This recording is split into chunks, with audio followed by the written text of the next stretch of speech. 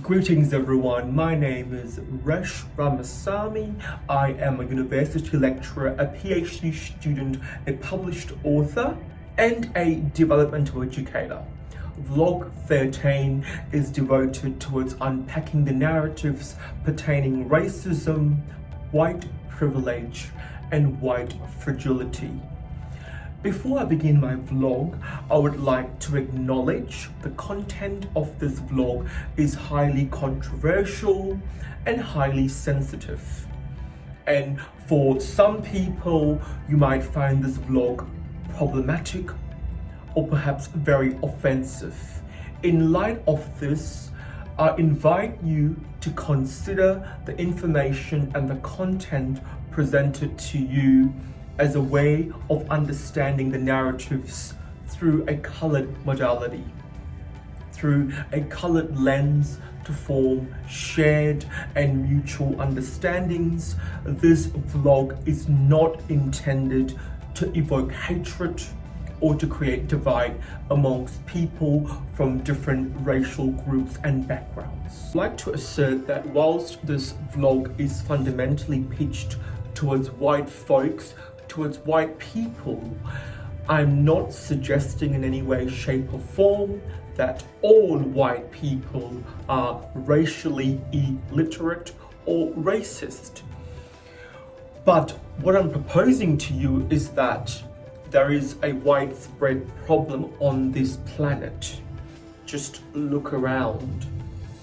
And I'm asking you, white folks, with respect, to learn from the oppressed themselves through a colored lens and through storytelling and narrative-inspired ideologies. Due to the scope of this vlog, I've decided to focus on three main concepts or ideologies, and they are racism, white privilege, and white fragility.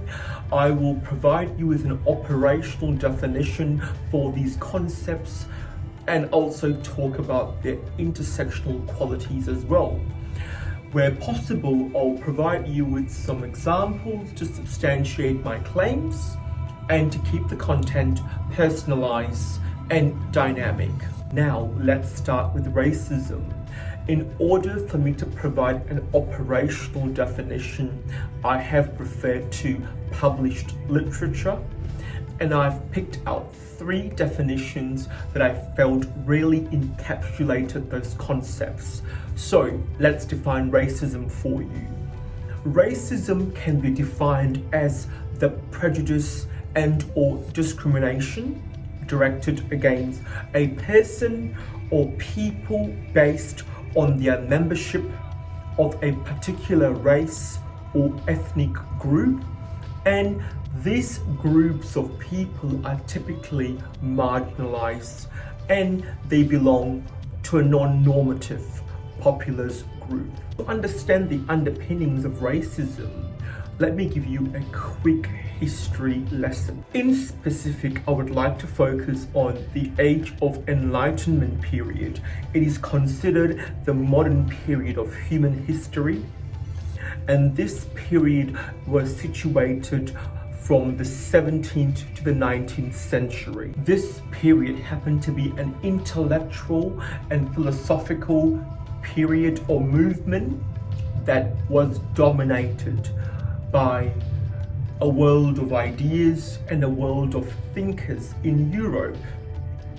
This period was also known as the Age of Reason or the Age of Reasoning or the Century of Philosophy. Now, you're probably wondering, what is all of this about? Just hear me out, people. In the year 1775, a medical student by the name Johann Friedrich Blumenbach, as part of his medical thesis, conducted research surrounding natural varieties of mankind. Johann studied the size and the shape of the human skull. That's correct, the size and the shape of the human skull. Johann continued with his research, and in 1779, Johann divided the human species into 5 distinct races. That's correct, the human species into 5 distinct races.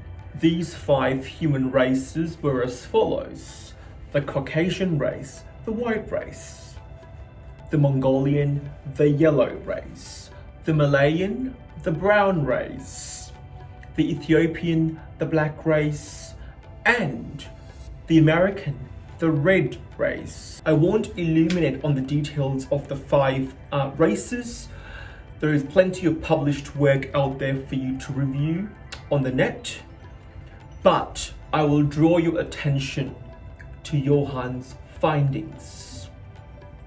Johann's revolutionary yet debilitating findings at that time. Johann was a monogynist, okay? He argued that physicality, such as a person's skull profile and the size and shape of the human skull, is determined on geographical and environmental factors, such as food, water, temperature, and so forth. Johann postulated the degenerative hypothesis of racial origins. Now, the word degenerative itself has negative connotations. Degenerative. Johann believed that Adam and Eve were Caucasian and other races degenerated from the white stock due to environmental and geographical factors. This obviously sparked interest and controversy among people. There were 2 groups of people. There was one group of people like Johann who are monogynist, who believed that there was one human species and the races, the different races, represent the variations of that one species, right? The other group of people believed that human beings evolved over time from several independent ancestors. We call these people as polygenism, okay? Johann also postulated that the Caucasian race, was the most beautiful race amongst all the other races in the world. That's correct. Johann postulated that the white Caucasian race is the most beautiful race in the world. Whilst his ideas were not inherently racist, the dissemination of such ideas in the name of science permitted and allowed those that were overtly and covertly racist to use it against people who differed from that Caucasian profile as a way to degrade, to demean and dehumanize them. The co-opting of ideas from Johann's scientific findings depicts the origins of racism, systemic racism, and what follows from there on. You can work it out yourself. Hopefully not from what you find on social media. One event that comes into my mind is the white assimilation policy in Australia. Just dreadful indeed. It suffices to say that racism is a system, not an event. Past and present events that feature varying acts of racism is depicted and situated within the varying ecological system levels. And this is what gave rise to white privilege. Now it's time for me to educate you on white privilege. And the definition is as follows. White privilege is defined as the unearned, mostly unacknowledged, invisible social advantage white people have over racial groups purely based on a person's skin color. That's right, skin color. I do invite you to refer to an article titled White Privilege, Unpacking the Invisible Knapsack by Peggy McIntosh. As a white person an anti-racist activist, and an ally to coloured people like myself. McIntosh articulated 50 instances of her white privilege, transparently and honestly. It is simply a sensational article and an incredible read. Now, she's what you call a true ally. We need more people like her on this planet. White privilege, it's a real phenomenon, it's a real thing. Acknowledge that. White privilege, however, has varied or different types of enactments and manifestations. I can only talk from the perspective of being Indian. Colorism is the byproduct of white privilege. Colorism can be defined as the prejudice or discrimination against individuals with darker skin or darker complexion, typically amongst people of the same ethnic or racial group. That's correct. So a person like myself, who is a darker skinned Indian, experienced discrimination from my own kind, from my own Indian community.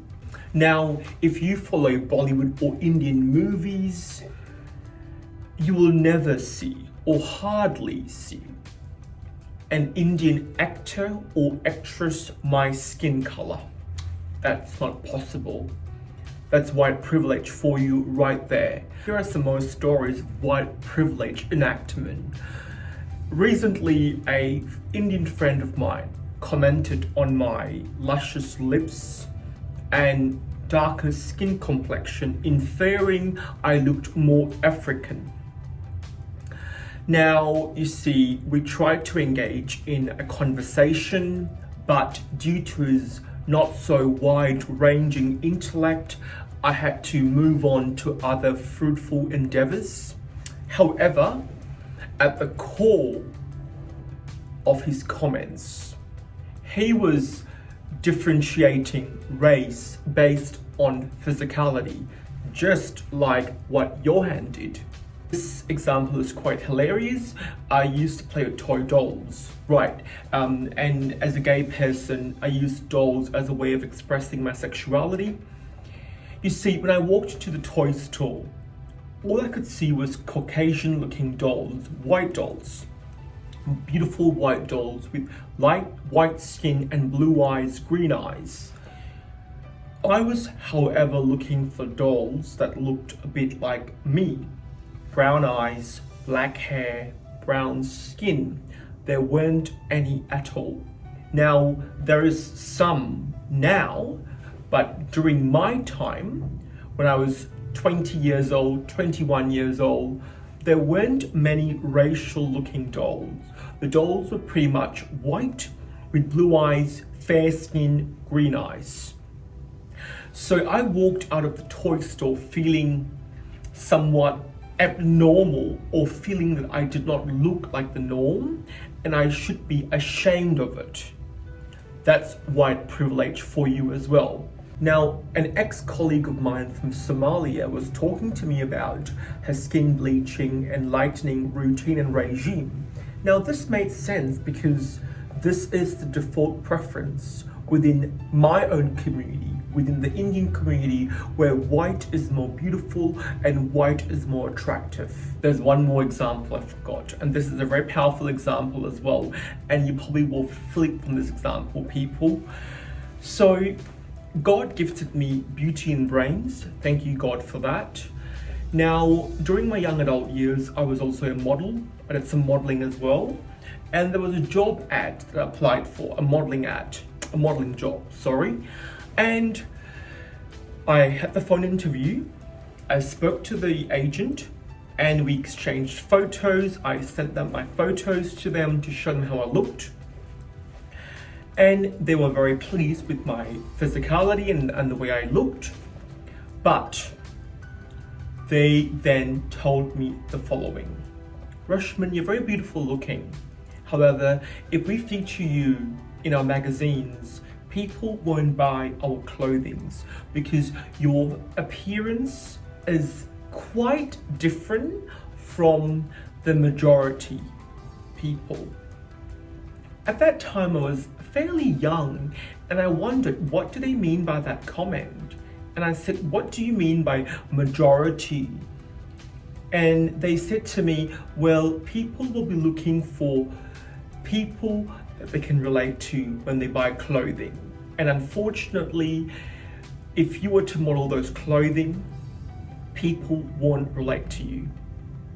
That's white privilege right there for you. Stories such as this only affirm that white is more superior than other colors. Stories such as this only affirm white privilege. I don't expect white people to experience such things or to even think about such things that I've told you. But for a colored person, this is quite the norm. It's natural for us to go through these sorts of experiences throughout our life. From the day we are born into a world where white is superior, white is beautiful, white is the norm, white is amazing. Well, these were my experience, and undoubtedly it had a profound impact on my mental health at that time. I've obviously worked on myself a lot to come to accept my beautiful brown skin, but this was not the case. 6-7 years ago, I despised my skin color and I hated it with passion and devotion. It is worth acknowledging that acts of racism in the form of white privilege that manifest itself as colorism or ethnicity-based discrimination is also enacted by colored people, not just white folks. So do not point the finger solely at white folks. We must also look at our own kind, at our own community. There is so much work to do within our own community. We must acknowledge that. So far, I've spoken to you about racism. I've given you a snippet of racism, a snippet of white privilege. We now move on to white fragility. White fragility is defined as the discomfort and defensiveness on the part of a white person when confronted by information about racial inequality and injustice. Okay? Now, Robin DiAngelo, a white ally and a white scholar, coined this phrase. It's truly an inspirational and remarkable book. I decided to read the whole book before I published this vlog, hence why it was a bit postponed. Whilst I don't agree with everything DiAngelo has articulated in her book, especially where she presumes all white people are racist. Now, that doesn't sit well with me.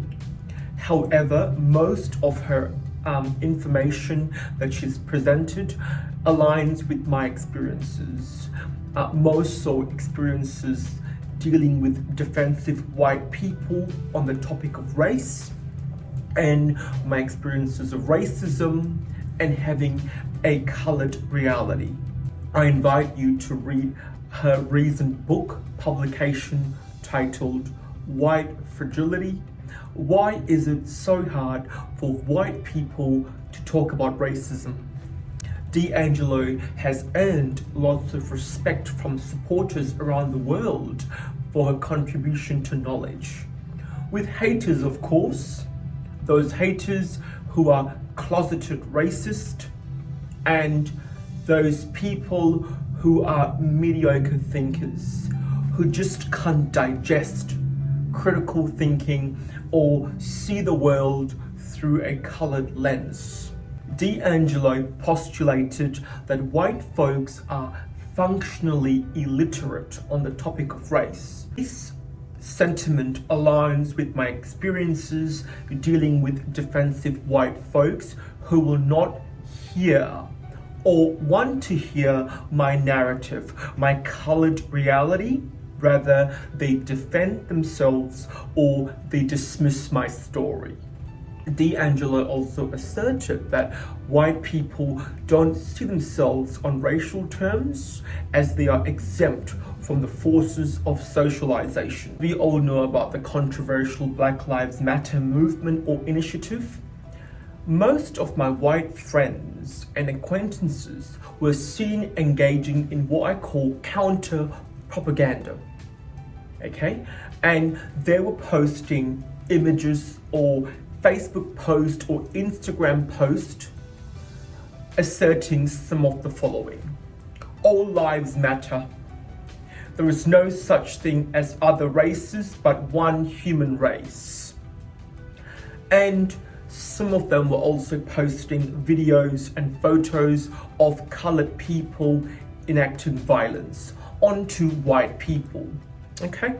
What they fail to understand is that the Black Lives Matter initiative is there for a reason, and the reason is to ask for equal rights, not more rights.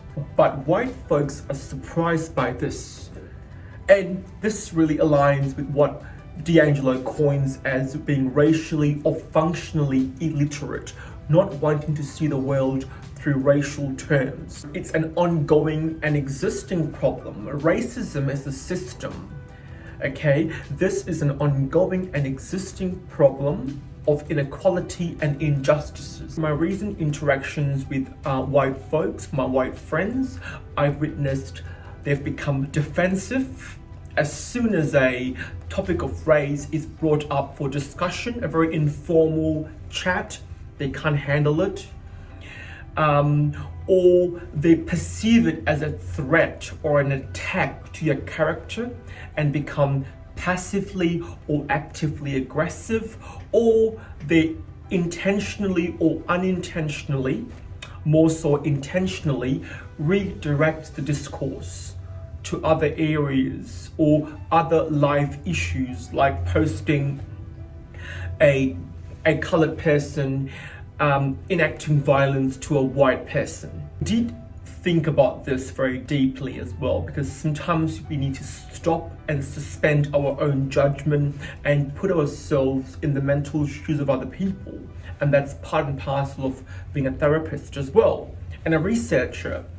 So I do acknowledge that most of my white friends are enraged by the violent demonstrators and from what they've seen on the media. As we know, the media has a tendency to portray things in a very, very dark and negative way. It has a tendency to prostitute the context, and this is happening quite frequently as well from my observations on social media and the news.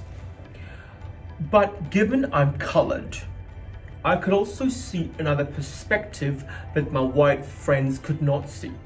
The violent demonstrators were indeed combating disenfranchised grief. I recently posted a vlog on this very topic. It's vlog 12. I invite you to refer to it in your own free time. But what the white people were not seeing is that lots of black people or people of color have been subdued, have been abused frequently. Floyd's passing obviously triggered a response in people, a destructive response in people. Now, you see, if you understand disenfranchised grief, for some people, the destruction is externalized through violence, through aggression, okay? Because that's how they cope with it. Now, racism is a system, and these colored people have been experiencing racism on a day-to-day basis.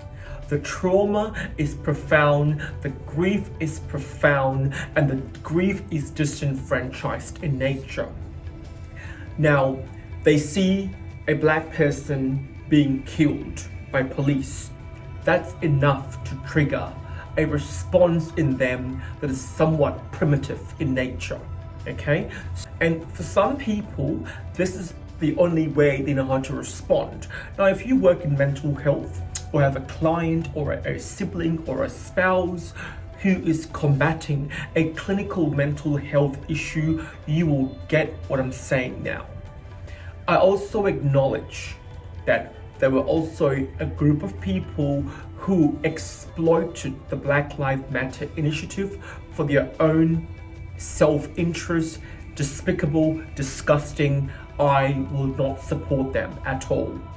We have to consciously stop and think before we speak. We have to stop saying things like, all I see is human race, all I see is one color. That's not true, because when you look around, I see different colors and I see different races. By making such statements overtly, you are actually refusing to acknowledge another person's reality outside of your own. That's how it comes across. You are overtly saying that you don't want to acknowledge that your experience is different from my experience, despite that we do or perhaps might share some commonalities. A good framework that supports and unpacks and further illuminates on this ideology is a framework called intersectionality. It was coined by Black legal scholar Professor Kimberly Crenshaw. I invite you to research on intersectionality. I live and breathe this concept. It has helped me see the world in so many different lenses. Now, here is an example of the enactment of white fragility.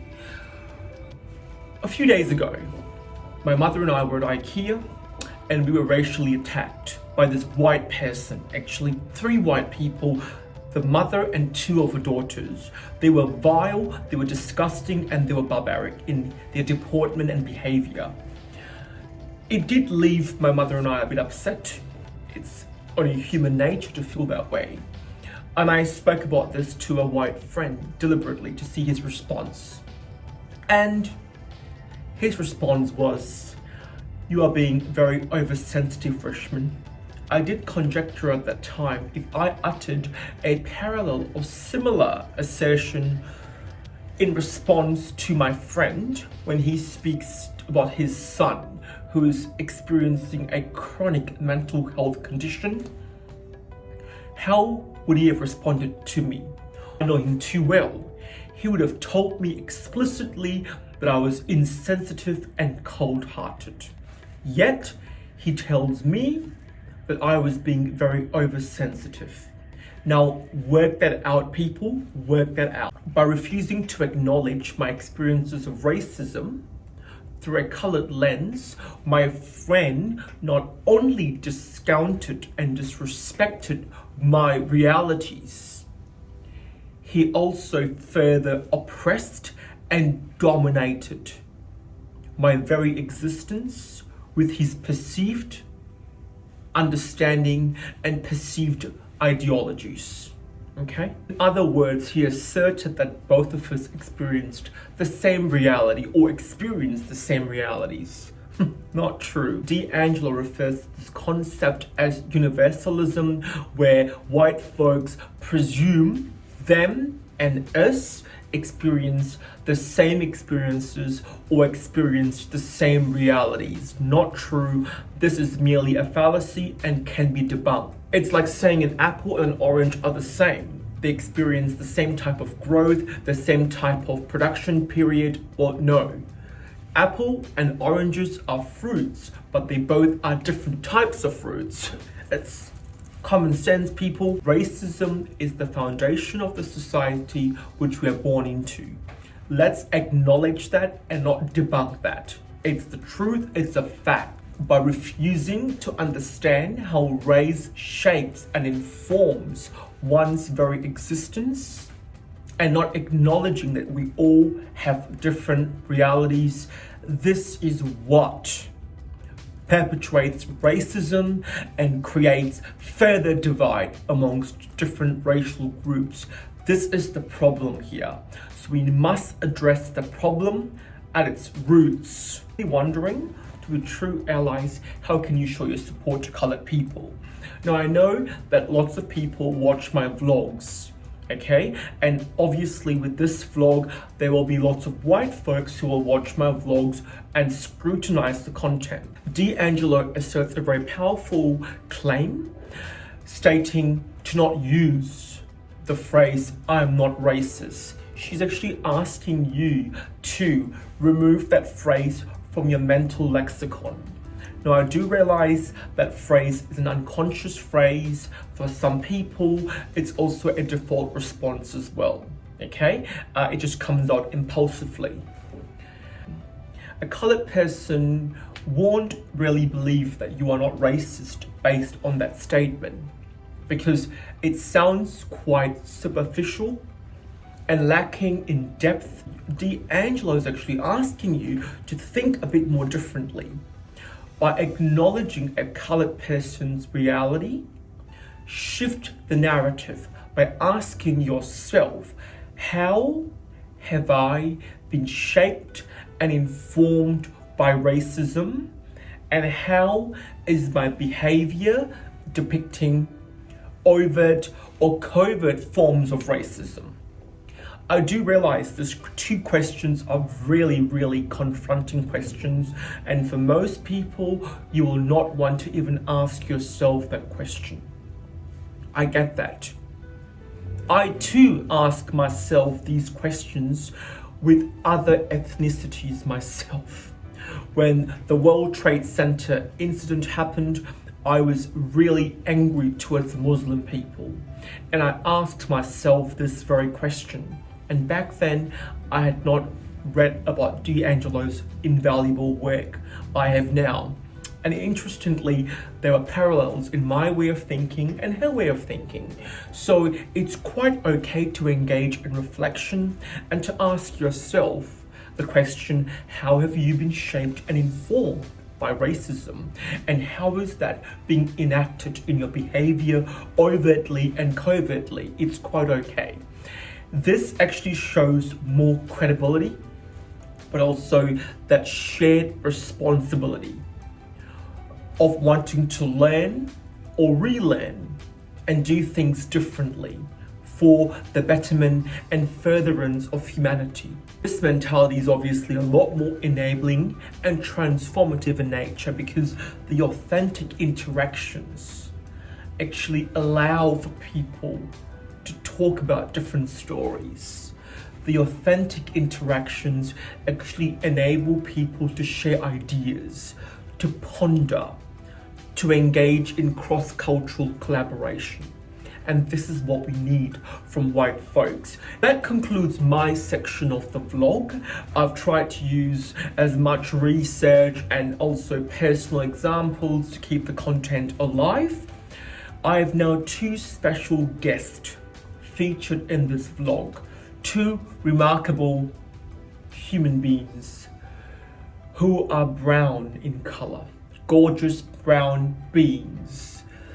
Two remarkable human beings with such a huge devotion to humanity, coupled with a wide-ranging intellect. They will be talking about their perspective on white privilege and racism.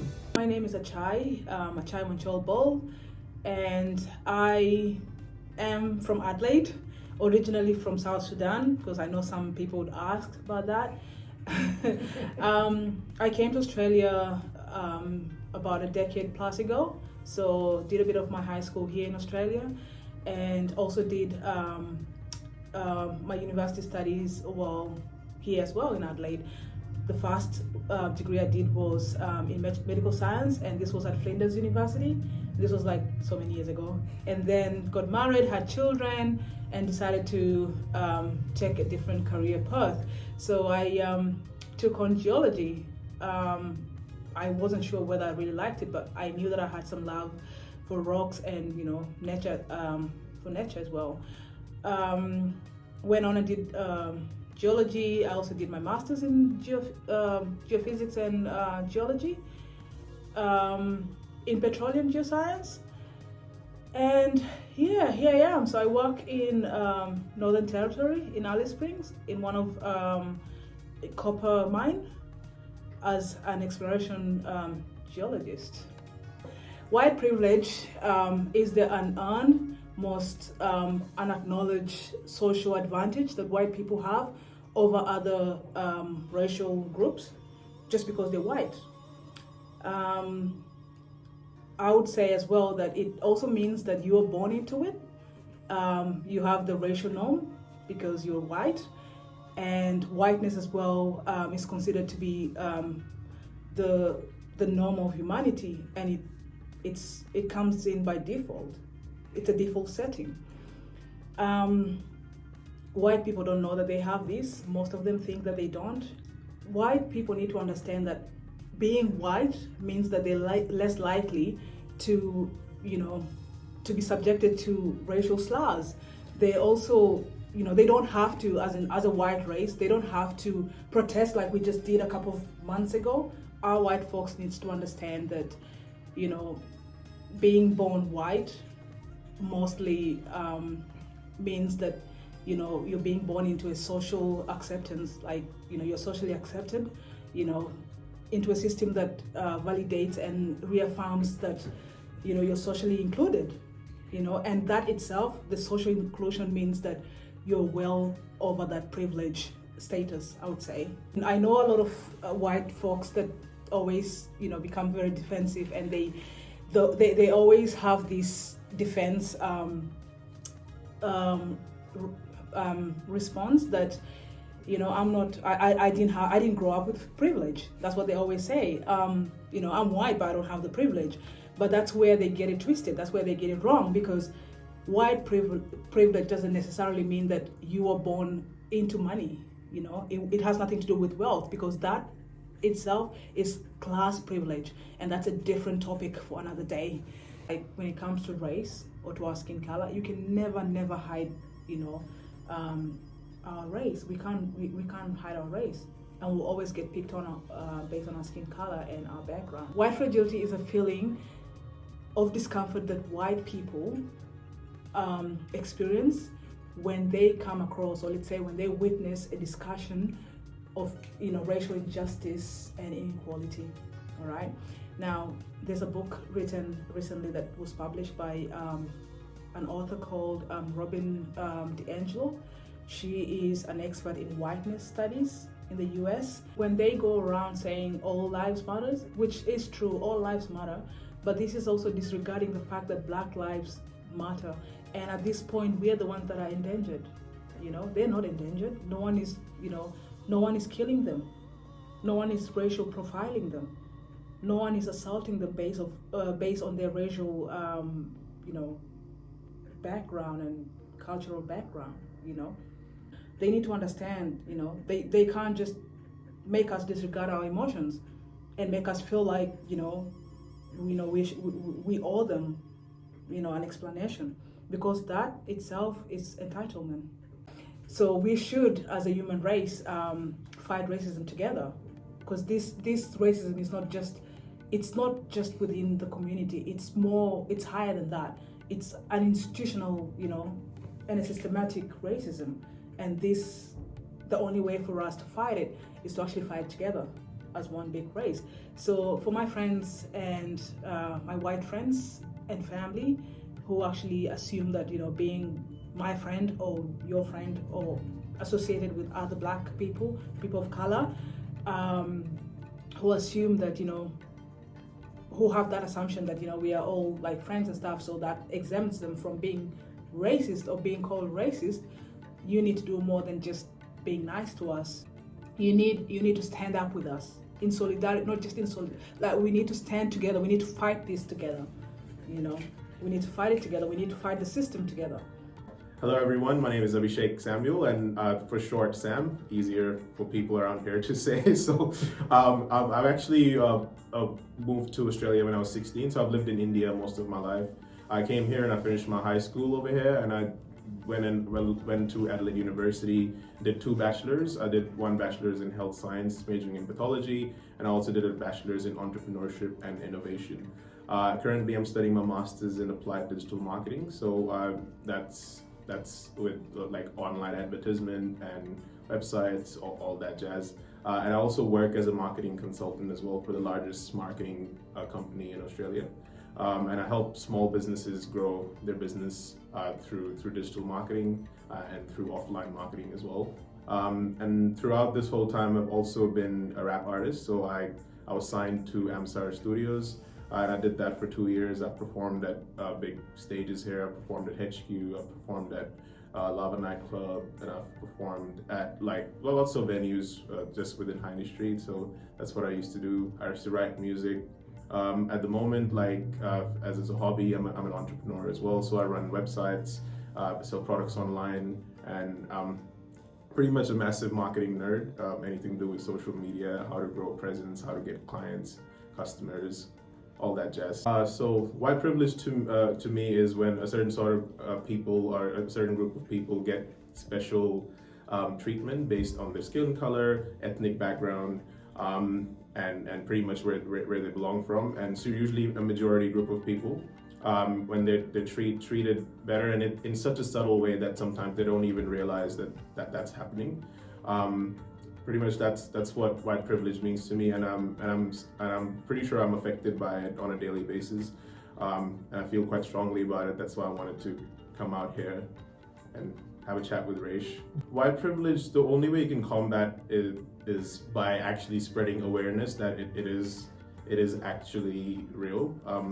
I feel like there's a huge group of people that are in denial that it even exists. And I think the underlying mentality for that is a lot of people do not want to be on the victim side, or they don't want to feel like, hey, I'm doing something wrong. But I don't feel like people who enjoy the privilege are doing anything wrong at all. It's just that if they're aware about it, it can really make a huge difference for the people that are actually affected due to it. So the way I could say it can be combated is especially first of all awareness, and also like this overall acceptance of people regardless of their background, regardless of where they come from, and genuinely just at heart believing that everyone is a nice person until they prove that based on their actions, not based on their skin color, not based on their background, not based on their cultural identity or their religion. Until someone actually acts in a certain way, that's when we can deem this person to be bad or good. But not blaming a whole community based on one person's actions or even 100 people's actions, because you can't define a whole community based on a few people.